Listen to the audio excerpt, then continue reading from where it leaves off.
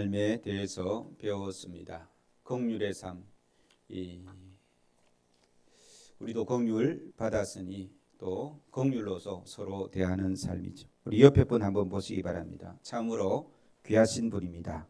한 주간 동안 제가 설명을 합니다. 왜 귀한지. 참으로 귀한 분인데 한번 보세요. 귀한 분인지. 한 주간 동안 예수님의 마음처럼 긍휼한 마음으로 살려고 애를 썼던 이 분입니다. 인사하겠습니다. 예수님의 말씀대로 긍휼한 마음으로 사신다고 수고하셨습니다 하면서 한번 인사해 보시기 바랍니다.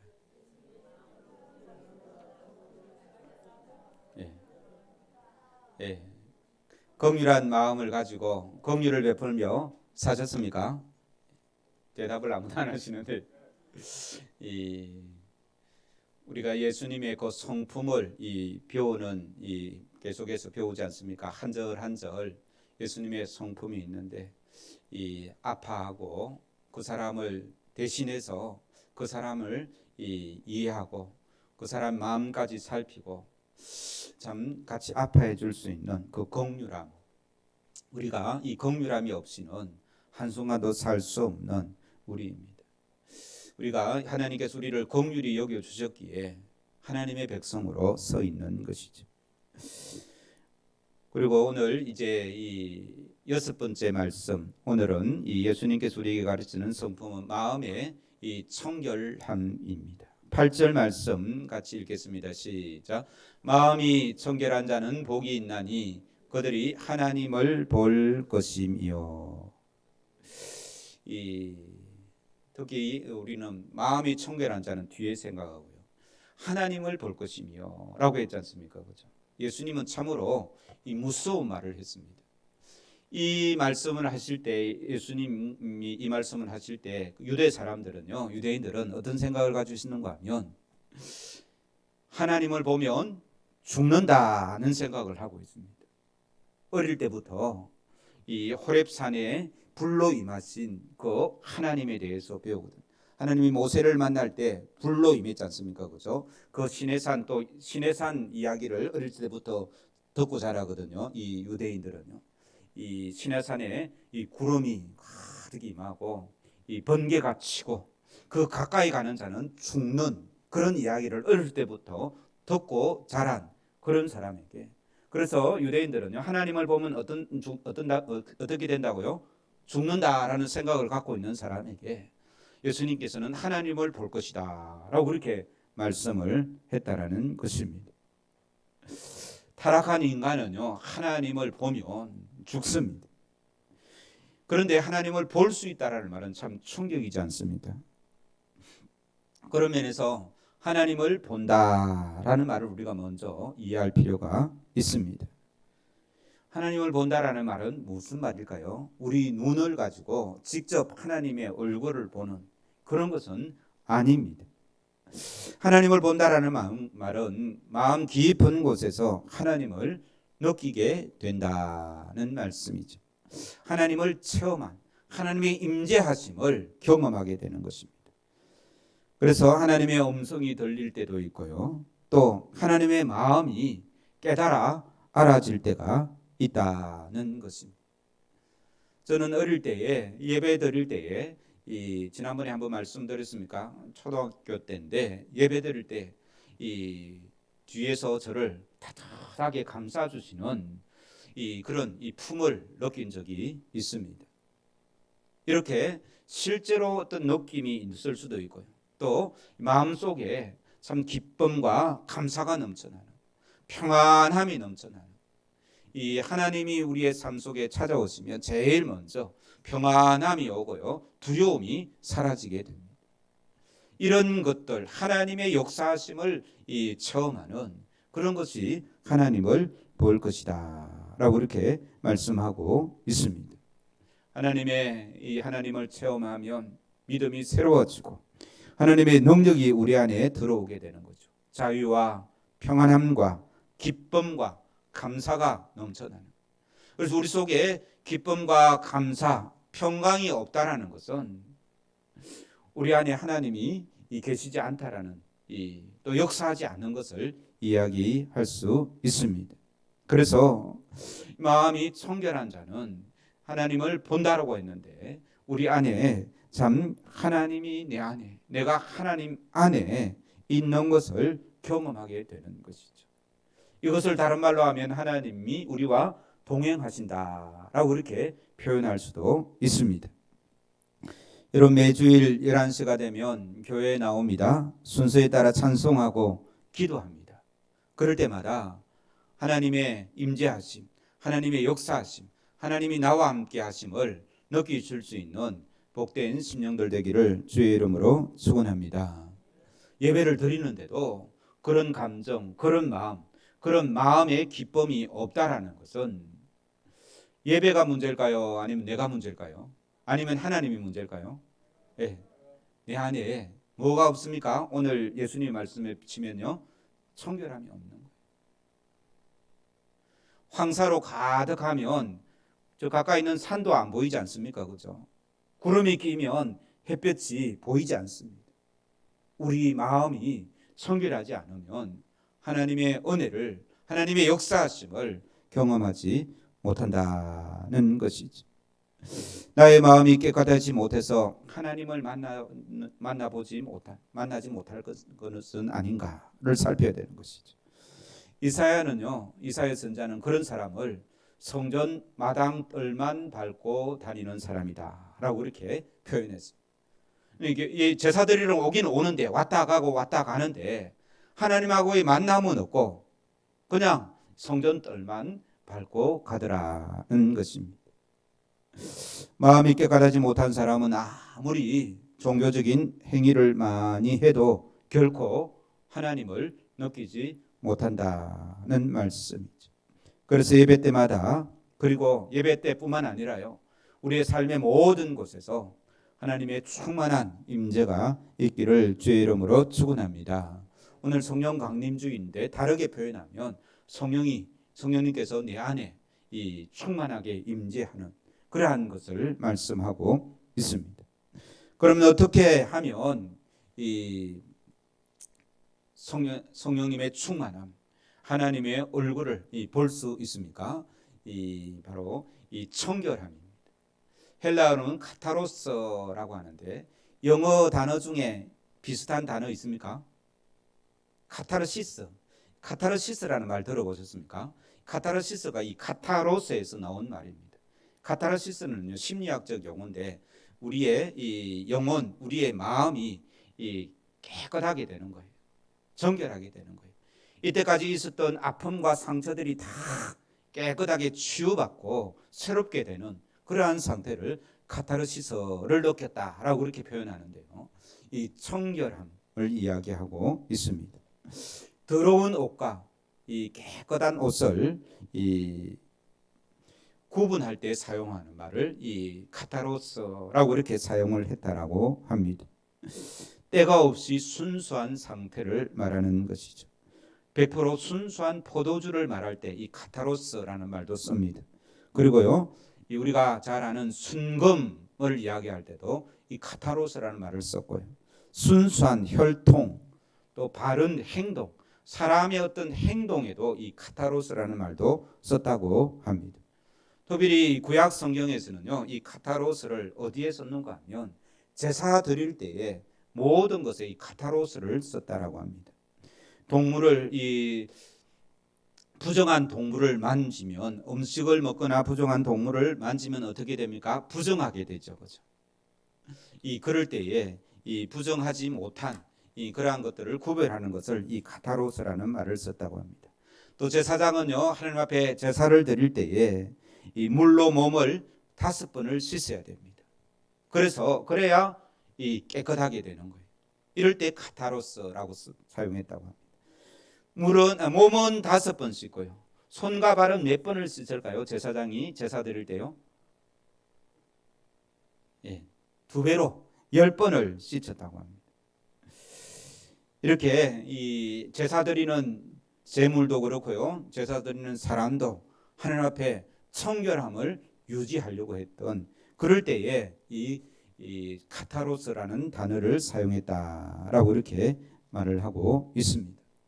그러나 아무리 손과 발을 씻고 목욕을 해도 더러워진 인간, 죄로 빠진 인간은 이 깨끗해질 수가 없는 것이죠.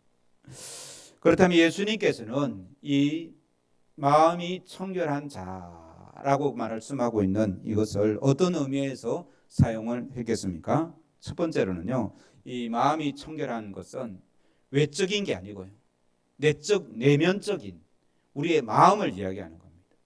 옷을 청결하게 입고 목욕을 하고 이 화장을 하고 그렇게 교회에 오지 않습니까? 그죠? 예배 드릴 때 그렇게 오죠, 그죠? 될 수 있으면 깨끗하게 이 용모를 갖춰서 오려고 합니다.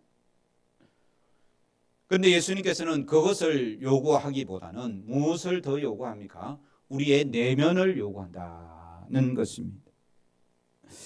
특히요, 예수님께서 이 말씀을 하신 이 이유가 있습니다. 마음이 청결한 자, 그냥 청결한 자가 아니고 마음이 청결한 자를 이 말씀하셨던 이유가 있습니다. 왜냐하면 그 당시에 종교적으로 가장 이 경건하고 바르게 청결하게 살았던 사람이 바로 바리새인들이기 때문에 그렇습니다. 그 사람들은요, 십계명뿐만 아니라 성경에 없는 것까지도 어떻게 하면 하나님 앞에 바르게 살까, 정결하게 살까 하면서 이 여러 가지 규범들을 만들었었습니다. 그래서요, 안식일을 이 거룩하게 지키라. 안식일에 일하지 말라고 십계명에 말하고 있지 않습니까, 그죠?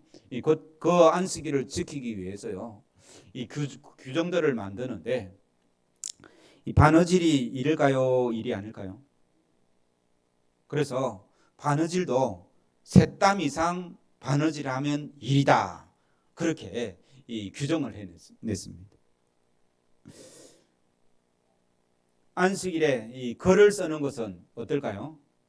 글 쓰는 거. 여러분 들어오실 때 글 쓰셨죠, 그죠?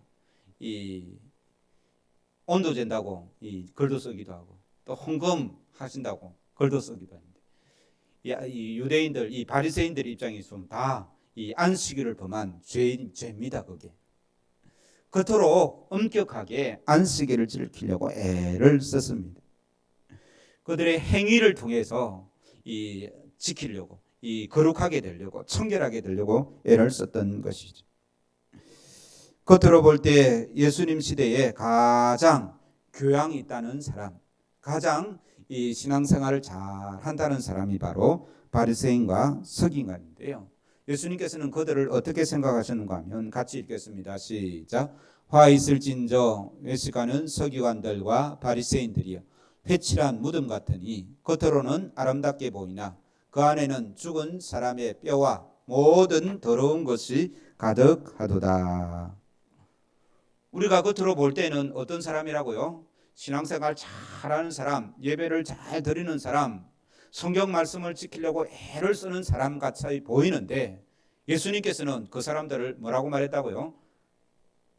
화 있을진저, 이 저주를 한 거예요. 저주를. 그리고요, 어떤 사람들의 그 회칠한 무덤 같다고 합니다.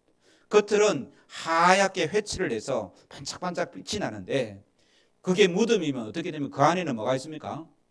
예, 썩어가는 시체, 뼈가 가득해 있지 않습니까? 바리새인들을 그렇게 예수님께서는 표현을 했더라는 것입니다. 외적인 이 청결함, 외적으로 깨끗함을 유지하려고만 했던 바리새인들을 꾸짖었던 그러한 말씀인 것이죠. 오늘날에도 이들처럼 겉으로만 깨끗한 옷 입고 화장 잘하고 머리도 멋지게 해가지고 다니려고 하는 사람, 그래서 하나님 앞에 나오려고 하는 사람, 그것만을 가지고 준비해 나온 사람들을 두고 말씀하고 있는 것이죠. 그래서 이 겉으로는 살인하지 아니하고 또 간음하지 아니하고 거짓말하지 않는다고 참 이 괜찮은 사람처럼 스스로 생각하는 그런 사람들을 예수님께서 염두에 두고 마음이 청결한 자가 복이 있다라고 이렇게 말씀하고 있습니다. 제가 자주 드리는 말씀 중에 이 세상에는 두 종류의 사람들이 있다고 했는데 어떤 사람들이 있다고 했습니까? 예. 기억 안 나십니까? 따라서 하시기 바랍니다. 죄를 들킨 사람과 들키지 않는 사람. 예. 두 종류의 사람이 있습니다. 왜냐하면 성경은 모두가 다 죄인이라 했지 않습니까? 그죠? 그러니까 굳이 그 죄인을 나누자 하면 어떻게 나눈다고요? 들킨 사람과 들키지 않는 사람. 들킨 사람들은 어디가 있습니까? 감옥에 가 있고, 들키지 않는 사람은, 예, 맞습니까? 옆에 사람 보시기 바랍니다. 예, 아직 안 들킨 사람입니다. 겉모습은 그럴듯하게 보여도 우리의 내면은 기막힌 미움과 질투, 정욕 이런 것들이 끊이지 않는다는 것입니다. 예수님께서 그렇게 말씀하셨습니다. 특히요, 이 겉으로 보기에 멀쩡한 사람들 있지 않습니까? 많이 배우고 참 멋진 사람들, 그런 사람들은 그 속에 더 큰 죄가 있다고 예수님께서 말씀하시는 것이죠. 그래서 이런 말씀이 있습니다. 무식한 사람은 촌스럽게 죄짓고 많이 배우고 똑똑한 사람은 기술적으로 교양 있게 죄를 짓는다. 제가 만들어낸 말이 아니고요. 이 어떤 책에 보니까 그렇게 기록하고 있더라고요. 그래서 우리 눈은요, 사람의 겉모습만 보니까 그렇게 볼 수밖에 없습니다. 그러나 하나님은 우리의 중심을 보시는 분임을 알아야 될 줄로 믿습니다. 예수님께서 사람의 마음을 그렇게 꿰뚫어 보신다는 것입니다. 우리 성경책 5장 22절 같이 읽겠습니다. 시작. 나는 너희에게 이르노니 형제에게 노하는 자마다 심판을 받게 되고 형제를 대하여 나가라 하는 자는 공회에 잡히게 되고 미련한 자와 그러니까 형제에게 노하는 자는 뭐라고요? 어디로 간다고요? 심판을 받게 되는 거예요. 형제에 노하는 자가 이 죄인이는 사람을 죽이는 거예요. 그 다음요, 이 예수님께서 또 한 말씀 27절 같이 읽겠습니다. 시작. 28절. 나는 너희에게 이르노니 음욕 품고 여자를 보는 자마다 마음에 이미 간음하였느니라. 예수님의 보는 시각은 우리와 다르죠, 그죠? 그렇게 예수님께서 우리의 마음을 보고 계시는 거예요. 그 마음을 보셨으니 저렇게 이 서기관과 바리새인들을 예수님께서 책망을 하시고 마음이 청결함을 요구하고 계신다는 말씀입니다. 마음이 변하는 것이 중요합니다. 마음이 변하지 않고요, 성경을 많이 알게 되면 어떻게 되겠습니까? 마음이 변하지 않고 성경을 많이 알게 되면요, 교만해집니다. 얼마나 교만해지는가 하면요, 자기가 하나님처럼 된 것처럼 그렇게 교만해지게 되는 것이죠. 그래서 우리가 교회 생활, 신앙 생활, 또 영적인 생활 열심히 하는 사람일수록 마음이 청결하게 해달라고 늘 기도해야 될 줄로 믿습니다. 그렇지 않으면 서기관과 바리새인처럼 예수님께 책망의 대상이 될 수밖에 없는 것이죠.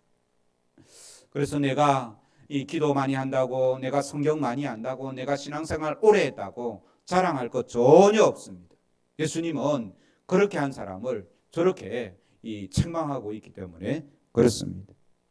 그래서 내가 내 마음이 먼저 청결하게 된 그러한 하나님께서, 예수님께서 원하신다는 것입니다. 두 번째로는요, 이 청결함의 의미는요, 이 두 마음이 아니라 한 마음이라는 뜻입니다.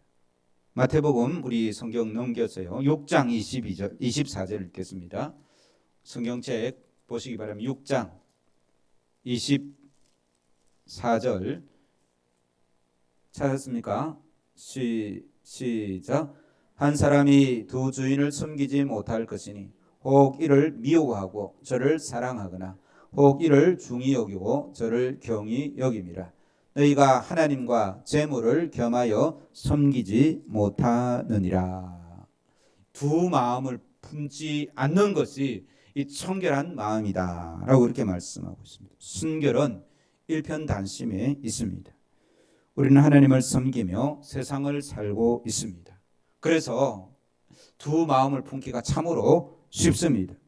하나님도 사랑하지만 세상도 어떻게 해요? 놓지 못하는 거예요.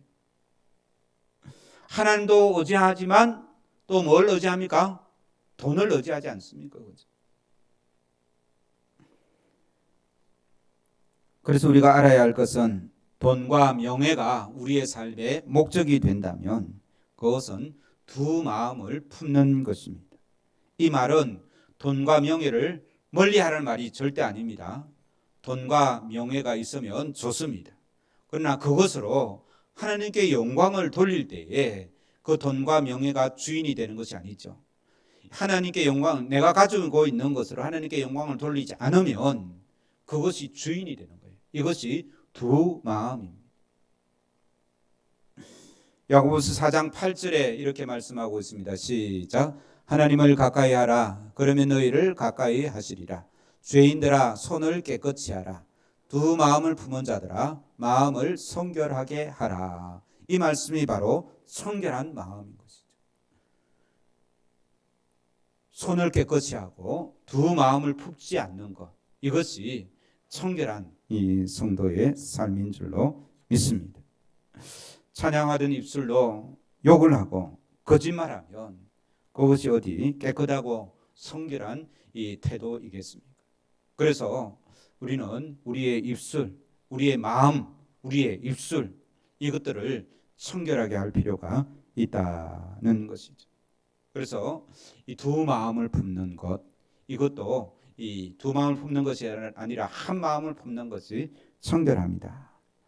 예배하러 나올 때에 하나님만 생각하고 말씀만 생각해야지 이 사업과 다른 것들 이 생각하게 되면 벌써 두 마음이 되는 것이죠. 이 청결하면 세 번째는요, 예수님께서 이 청결합니다라는 것은 방금 조금 전에 말씀드렸는데 우리 언어가 정직한 언어, 거짓말하지 않는 것들. 사람의 언어는 그 마음의 표현입니다. 자신이 어떤 언어를 사용하는지 살펴보시기 바랍니다. 언제나 이해하고 관용하고 정직한 말을 하는가? 아니면 비난의 말, 비판적인 말, 판단의 말. 마음이 깨끗하다는 말은요, 이런 우리의 언어를 정직하고 순수하게 사용하는 것을 말하고 있습니다. 마태복음 5장 48절, 우리 5장 48절 같이 읽겠습니다. 48절입니다. 시작. 그러므로 하늘에 계신 너희 아버지의 온전하심과 같이 너희도 온전하라 라고 이렇게 말씀하고 있는데 예수님의 기준은 누구에게 있겠습니까? 세상이 아니라 하나님에게 있는 거예요. 우리 성도들은 하나님의 백성이기에 우리의 기준을 어디에 맞춰야 되겠습니까? 하나님께 맞춰야 되는 거예요. 그런데 내 입술을 너무 이 세상 사람들과 똑같이 그렇게 입술을 함부로 사용하는 것은 하나님께서 기뻐하지 않는 것입니다. 그런 사람을 하나님께서 만나두지 않는다는 것입니다. 그래서 저주의 말, 욕은 대부분 다 저주의 말이죠, 그죠? 그래서 욕을 하지 않기를 바랍니다. 특별히 그래서 이 말을요, 이 교회에서 또 아니면 다른 사람을 대할 때에 주로 높임말을 사용하시기 바랍니다. 성도들 간에 주로 높임말을 사용하시기 바랍니다. 친하다고 함부로 말하다 보면 그게 격의가 없어서 좋기는 한데요. 또 어떻게 됩니까? 말을 함부로 할 때가 많다라는 것입니다. 그래서 말을 정직하고 바른 말, 욕하고 또 무시하는 말 대신에 세워주고 은혜를 끼치는 그러한 말들로 가득할 때에 우리의 마음이 청결해지게 될 줄로 믿습니다. 왜 말이 중요합니까? 마음속에 있는 것이 말로 나오기 때문에 그렇습니다. 그래서 욕을 많이 하면 그 마음속에 뭐가 많이 있습니까? 욕이 많이 들어있기 때문에 그렇습니다. 그래서 특별히 자녀들요, 욕을 못하도록 어릴 때부터 잘 교육을 시키기 바랍니다. 이 학교에 가면 친구들 욕을 잘할까요? 못할까요? 잘합니다. 어디서 그런 욕을 배웠는지요? 그 욕을 누구한테 배웠겠습니까? 예, 부모한테 배웠습니다. 그럼 누구한테 배웠습니까? 아니 그 친구들 말입니다. 그 친구들은 욕을 누구한테 배웠습니까? 예, 예, 어른들한테 배웠죠. 그죠? 그래서 이 우리가 말을 할 때에 참 조심해서 특히 이 함부로 말하지 않도록 될 수 있으면 이 말을 작게 하는 것이 복된 줄로 믿습니다. 그래서 서성된 자들이요 말을 어떻게 하라고요? 예? 말을 작게 하라고 말하는 거예요. 말에 실수가 많으니까 그런 거예요. 그래서 이 내면적이고 또 이 우리의 이 마음 상태를 주님께서 이 청결하기 위해서 이런 말씀을 하시는 것이죠. 마지막으로 어떻게 하면 이 그렇게 우리의 마음을 청결하게 할 수 있을까? 이 청결함의 의미에 대해서 방금 배웠는데요. 어떻게 하면 그럼 청결한 이 삶을 살 수 있을까? 첫 번째 같이 한번 읽겠습니다. 시작. 마음에 청결이 없음을 애통하고 겸손히 하나님께 나아가야 됩니다. 내 안에 청결함이 없음을 안타까워해야 된다는 거. 자각을 해야 된다는 거죠. 내 마음 속에 무엇이 들어 있는지를 늘 살펴야 되는 것입니다. 그렇지 않고는 청결할 수가 없는 것이죠. 우리가 자주 후회하지 않습니까? 그죠? 내가 왜 그때 그렇게 했을까? 이제 그런 후회들을 되돌이키면서 더러움에 대한 애통이 없으면 깨끗함의 출발이 없습니다. 내 이 옷이 더럽다라는 것을 느끼지 못하면 계속 그걸 입고 다니겠죠, 그죠? 그런데 내 옷이 이 더러움의 것이 묻어 있다는 것을 내가 알게 되면 어떻게 합니까? 옷을 갈아입거나 빨게 되지 않습니까, 그죠? 그런 이 자각이 있어야 된다는 것입니다. 교만과 자존심은 이 나의 이 더러움을 볼 수 없게 만드는 거예요.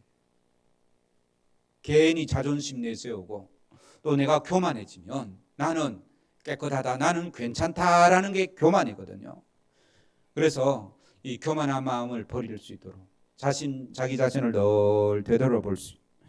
청결은 연약함과 이 부족함의 인식에서부터 시작된다.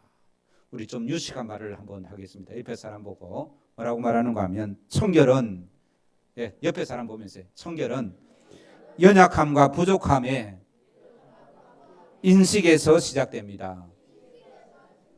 인식이 뭐예요? 내가 아는 거예요. 내가 깨닫는 거예요. 내가 연약하고 부족하다라는 것을 알 때에 청결이 시작되더라는 말씀입니다. 그래서 내 안에 청결이 없음을 애통하고 겸손히 하나님께 나아가는 자, 그런 자가 청결한 이 마음을 가질 수 있을 줄로 믿습니다. 두 번째로는요, 하나님의 말씀과 예수 그리스도의 그 보혈의 능력을 인정할 때 우리가 청결한 마음을 가질 수가 있습니다. 디모데전서 4장 5절 같이 읽겠습니다. 시작. 하나님의 말씀과 기도로 거룩하여 짐이라. 다른 무엇으로 거룩해질 수 없습니다. 다른 무엇으로 깨끗해질 수 없습니다. 하나님의 말씀, 그 말씀 속에 있는 예수 그리스도의 그 십자가의 보혈의 능력, 그것을 의지할 때에 우리가 거룩하고 청결한 마음을 가질 수 있다는 것입니다. 그래서 세상 것으로 우리의 마음이 가득 차 있으면 청결해질 수가 없습니다. 무엇으로 우리의 마음에 가득 차게 해야 될까요? 하나님의 말씀으로 우리의 마음에 가득 차. 그래서 이 아침마다 우리 교회 밴드에 제가 하나님의 말씀을, 새벽 예배 말씀을 올립니다. 본문도 올리고요. 또 여울 이 한 구절, 이 구절도 올리는데 그 말씀을 읽으면서 하루를 살아가시기 바랍니다. 그 말씀을 내 마음에 가득 채우고 하루를 살아갈 때에 우리의 삶이 거룩해지고 청결한 삶이 될 줄로 믿습니다. 그래서 이 하나님의 말씀 또 예수 그리스도의 그 보혈, 그 보혈을 의지함으로 우리의 죄가 주홍같이 붉을지라도 이 눈과 같이 희어지게 될 것이다 라고 성경은 말씀하고 있습니다. 세 번째로는요, 첫 번째는 무엇을 해야 청결함을 유지할 수 있다고요? 내 마음에 청결함이 없음을 애통하 자각하는 거요. 두 번째로는요, 하나님의 말씀과 이 보혈의 능력을 인정해야 된다. 세 번째로는요, 따라서 해보시기 바랍니다. 성령을 쫓아 행해야 합니다. 성령을 따라 살아야 우리가 청결한 삶을 살 수 있습니다. 갈라디아서 6장 16절 시작. 내가 이르노니 너희는 성령을 따라 행하라. 그리하면 육체의 욕심을 이루지 아니하리라. 성령님이 계신 곳에 사랑과 희락과 화평이 넘쳐납니다. 성령 충만한 곳에 시와 찬미와 신령한 노래가 충만합니다.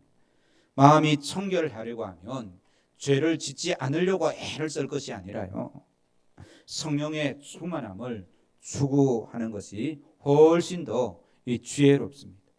내가 죄를 짓지 말아야지 하면 생각이 무엇에 매여 있겠습니까? 죄에 매여 있는 거예요. 그렇지 않습니까? 그렇죠? 그러나 이 성령을 따라서 내가 살아야지, 성령님의 주시는 마음으로 살아야지 하면 우리의 마음이 성령님께 매여 있고 하나님의 말씀에 매여 있는 것입니다. 이렇게 살 때에 청결한 마음을 소유할 수 있고, 이 청결한 마음으로 우리는 이 하나님을 볼 수 있는, 하나님의 은혜를 체험하고 하나님의 능력을 체험하고 하나님의 역사하심을 체험하는 줄로 믿습니다. 결론 대신에 시편 24편 말씀을 읽고 마치겠습니다. 같이 읽겠습니다. 시작. 여호와의 산에 오를 자 누구며 그의 거룩한 곳에 설 자가 누구인가? 이 말씀은요, 3절 말씀은 오늘 본문 말씀에 비교하면 어떤 말씀입니까? 하나님을 볼 자가 누구냐는 거예요. 여호와의 산에, 거룩한 곳, 예루살렘 성전을 말하거든요. 예루살렘 성전에 왜 옵니까? 하나님을 만나러 오지 않습니까? 제사 드리러 오지 않습니까? 그런 자가 누구인가? 하나님을 만날 자가 누구인가를 3절에 말씀하고 있습니다. 같이 읽겠습니다. 시작. 그 손이 깨끗하며 마음이 청결하며 뜻을 허탄한 데 두지 아니하며 거짓 맹세하지 아니하는 자로다. 이 4절 말씀에 보면 오늘 설교 말씀이 그대로 들어가 있죠. 그렇죠? 그래서 5절 6절은 이런 자가 어떤 복이 있는지를 말씀하고 있습니다. 시작. 그는 여호와께 복을 받고 구원의 하나님께 의를 얻으리니 이는 여호와를 찾는 족속이요 야곱의 하나님의 얼굴을 구하는 자로다.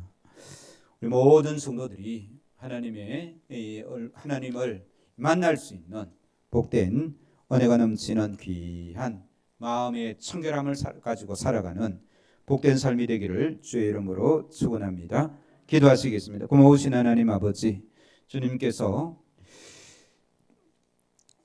산에서 많은 제자들을 가르치실 때에 마음이 청결한 자가 복이 있다고 가르치시며 그들이 하나님을 보는 귀한 복을 누린다고 말씀하셨습니다. 오나옵기는 저희 모든 범어종합교회 성도들이 마음이 청결하여 하나님을 보며 하나님의 역사하심을 체험하며 하나님 우리와 동행하심을 늘 삶의 모든 부분에서 경험하는 복된 삶을 살기를 원하오니 주님 우리를 붙들어 주셔서 마음의 청결함을 늘 유지하며 살아갈 수 있도록 인도하여 주시옵소서.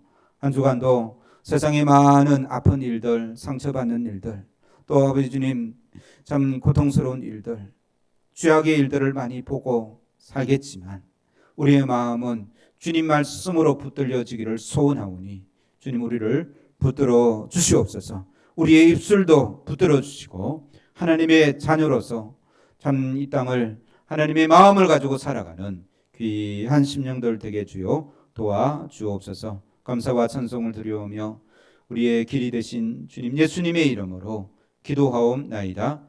아멘.